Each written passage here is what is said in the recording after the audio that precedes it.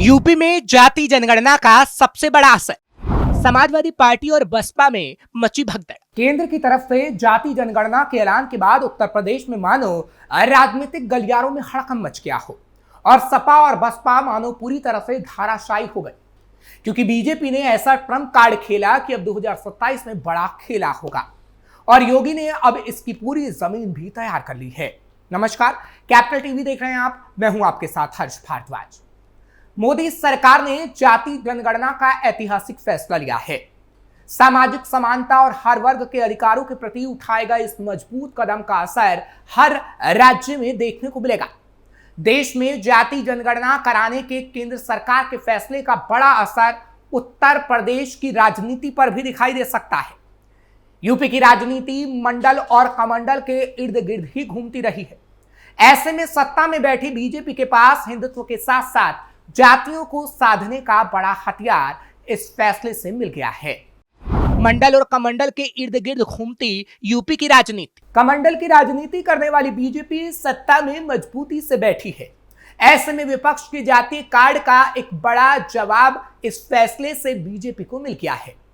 2 साल बाद 2027 में यूपी में विधानसभा चुनाव होने हैं। जाहिर है जब तक शायद सेंसस ना हो पाए, लेकिन इस मुद्दे को लेकर बीजेपी अगले 2 साल सभी जातियों के पास जाएगी और सीधा निशाना कांग्रेस पर साधेगी। देश की सत्ता में सबसे लंबे समय तक राज करने वाली कांग्रेस भले जातीय जनगणना की मांग कर रही हो, लेकिन अब बीजेपी कांग्रेस पर यह कहकर हमला करेगी कि आजादी के बाद 1951 में कांग्रेस ने जातीय जनगणना नहीं होने दिया। बीजेपी के तमाम पिछड़े नेता जिसकी जितनी संख्या भारी उसकी उतनी हिस्सेदारी का नारा देते रहे हैं, अब वो दलितों और पिछड़ी जातियों को उनकी हिस्सेदारी दिलाने का दावा खुलकर कर सकेंगे। यूपी में राजनीतिक दलों की ताकत धर्म और जाति। उत्तर प्रदेश में राजनीतिक दलों की ताकत धर्म और जाति है। वर्तमान में बीजेपी हिंदुत्व के आधार पर मजबूत है, तो वहीं पीडीए का नारा देने वाली समाजवादी पार्टी और बीएसपी की ताकत जातीय समीकरण है। इनके अलावा क्षेत्रीय दलों की एकमात्र ताकत जाति है। इनमें ओम प्रकाश राजभर की सुभासपा, डॉक्टर संजय निषाद की निषाद पार्टी, अनुप्रिया पटेल की अपना दल एस, जयंत चौधरी की आरएलडी, पल्लवी पटेल की अपना दल जैसे दलों के सत्ता में हिस्सेदारी सिर्फ जातियों के बल पर ही पाई है। यूपी में राजनीति करने वाले क्षेत्रीय दलों का दावा है कि मंडल आयोग की सिफारिशें आंशिक तौर पर लागू हुई है। ऐसे में पिछड़ों की राजनीति करने वाले सुभासपा से लेकर निषाद पार्टी और अपना दल जैसी पार्टियां एससी एसटी के साथ साथ पिछड़ों को लोकसभा और विधानसभा में कोटा दिए जाने की मांग उठा सकते हैं। जनगणना के बाद परिसीमन। देश में जनगणना के बाद परिसीमन भी संभावित है। ऐसे में जाति जनगणना के नतीजों के आधार पर कई मांगे उठाई जा सकती हैं। इसमें एक मांग ये की जा सकती है कि आरक्षण के तयशुदा 50% में जातीय आबादी के आधार पर हिस्सेदारी तय की जाए। यूपी की बात करें तो 50% आरक्षित हिस्से में जो 27% पिछड़ों, 21 दलितों और 2% अनुसूचित जनजाति के लिए कोटा तय है, उसमें बदलाव की मांग उठाई जा सकती है। पिछड़े, दलित और अल्पसंख्यक यानी पीडीए की बात करने वाली समाजवादी पार्टी का रुख देखना बेहद महत्वपूर्ण होगा। यूपी में जातीय जनगणना की मांग सपा ने सबसे मुखरता से उठाई थी। ऐसे में संभव है कि जातीय जनगणना में जातियों की आर्थिक स्थिति की जानकारी इकट्ठी करने की बात सपा कर सकती है। साथ ही नौकरियों में आरक्षण में जातियों के अनुपात से नौकरी देने के प्रावधान की मांग भी की जा सकती है, लेकिन उससे पहले ही केंद्र ने अपने सारे एजेंडे को सेट कर लिया है, यानी बीजेपी अपने एजेंडे को सेट कर चुकी है। यूपी में कुछ जातियों की स्थिति को लेकर विवाद। यूपी में लंबे समय से कुछ जातियों की स्थिति को लेकर विवाद है। खासतौर पर पिछड़ी जातियों में आने वाली जातियां ये दावा करती रही हैं कि उनकी स्थिति अनुसूचित जाति की है, लेकिन राजनीतिक कारणों से उन्हें अनुसूचित जाति वर्ग से निकाल फेंका गया। इसमें सबसे बड़ा विवाद निषादों को लेकर है। मुलायम सिंह यादव ने निषादों की 17 उपजातियों को अनुसूचित जाति वर्ग में भेजने की मंजूरी दे दी थी, लेकिन क्योंकि राज्यों के पास यह अधिकार नहीं है कि वो जातियों का स्टेटस बदल सके, इसलिए यह फैसला केंद्र में जाकर अटक गया। यही फैसला सीएम रहते अखिलेश यादव ने भी किया, लेकिन उससे कुछ हासिल नहीं हुआ। ऐसे में जनगणना के आंकड़ों के आधार पर स्टेटस बदलने की मांग में तेजी आ सकती है। यूपी में 2 साल तक जाति जनगणना का मुद्दा रहेगा हावी। कुल मिलाकर यूपी की राजनीति में अगले 2 साल यानी जब तक चुनाव नहीं होते तब तक ये मुद्दा प्रभावी दिखाई देगा। एक तरफ सीएम योगी आदित्यनाथ अपने कमंडल वाली राजनीति के साथ साथ मंडल को अपना हथियार बनाएंगे, वहीं विपक्ष अब केंद्र के जातीय जनगणना के फैसले के आधार पर नए तरीके से जातीय समीकरण साधने के प्रयोग करता दिखाई देगा। फिलहाल ये कहा जा सकता है कि भारतीय जनता पार्टी के नेतृत्व वाली मोदी सरकार ने देश में जाति जनगणना का ऐलान कर विरोधी दलों के पैरों तले से जमीन निकाल दी है। जिस मुद्दे के दम पर समाजवादी पार्टी यूपी में 2027 विधानसभा चुनाव में फतेह हासिल करने का सपना देख रही थी, बीजेपी ने उसकी हवा निकाल दी।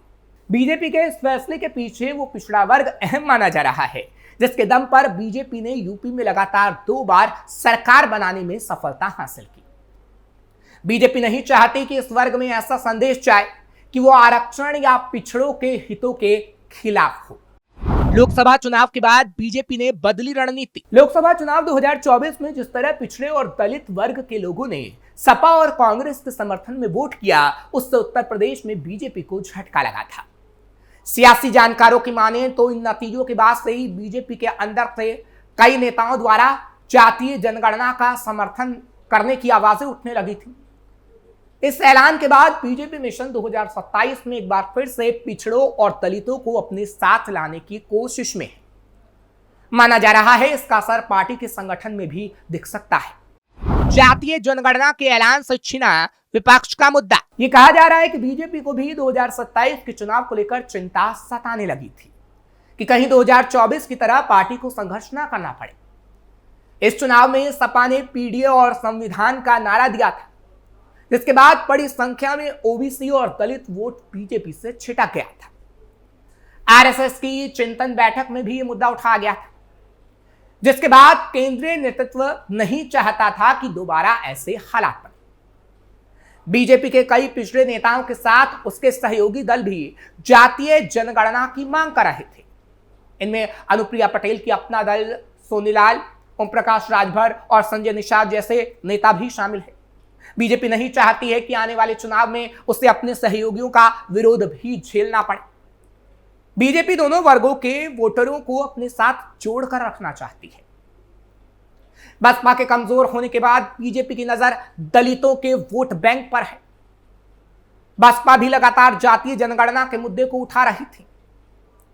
वहीं सपा और कांग्रेस भी इस वर्गों को लुभाने की कोशिशों में जुटे हुए हैं। दोनों पार्टियां रणनीति बनाकर इस वर्गों की हिस्सेदारी बढ़ाने पर जोर दे रही है, ताकि दलितों को अपने पाले में लाया जा सके। ऐसे में बीजेपी के इस ऐलान से विरोधियों की इस कवायद को बड़ा झटका लगा। बीजेपी भी अपने दलित नेताओं के जरिए सपा, कांग्रेस जैसे दलों को जवाब देने के लिए आगे कर रही है। कई सालों से हो रही थी जातीय जनगणना की मांग। जातीय जनगणना की मांग देश में पिछले काफी सालों से की जा रही थी। जातीय जनगणना की मांग करने वालों में पक्ष विपक्ष दोनों के नेता शामिल थे। माना जा रहा है कि जातीय जनगणना के आंकड़े आने से भारत में बहुत कुछ बदल जाएगा। इससे सबसे बड़ा जो बदलाव हो सकता है वो है आरक्षण पर 50% की सीमा को बढ़ाया जाना। अभी सुप्रीम कोर्ट ने आरक्षण पर 50% का कैप लगा रखा है। इसकी वजह से आरक्षण 50% से अधिक नहीं हो सकता। फिलहाल जातीय जनगणना के आंकड़े सामने आने के बाद सबसे अधिक जोर जिस बदलाव पर होगा वो है आरक्षण की सीमा।